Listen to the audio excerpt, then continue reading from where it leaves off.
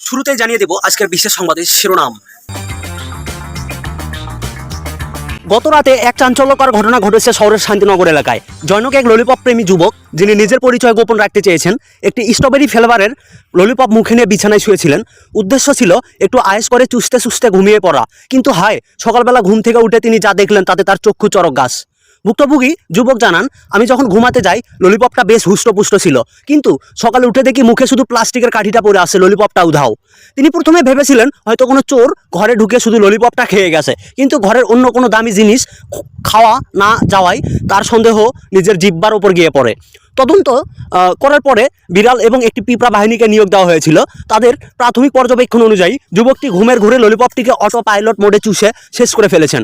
বালিশের এক কোণে হালকা লাল রঙের দাগ পাওয়া গেছে এবং যা প্রমাণ করে ঘুমের মধ্যে ললিপপটি কিছুটা লিকেজ হয়েছে। এটি একটি পরিষ্কার আত্মসাৎ মামলা। ললিপপটি তার নিজের পেটেই পাচার হয়েছে, মন্তব্য করেছেন পাড়ার অভিজ্ঞ বড় ভাই। এই ঘটনার পর শহর জুড়ে ললিপপ নিরাপত্তা আইন জারির দাবি উঠেছে।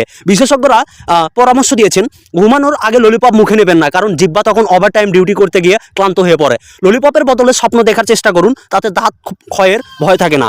আজকের ফানি নিউজ এখানে শেষ। ললিপপ সাবধানে খাবেন। সঙ্গে আছে আমি মোহাম্মদ মেহেদী হাসান।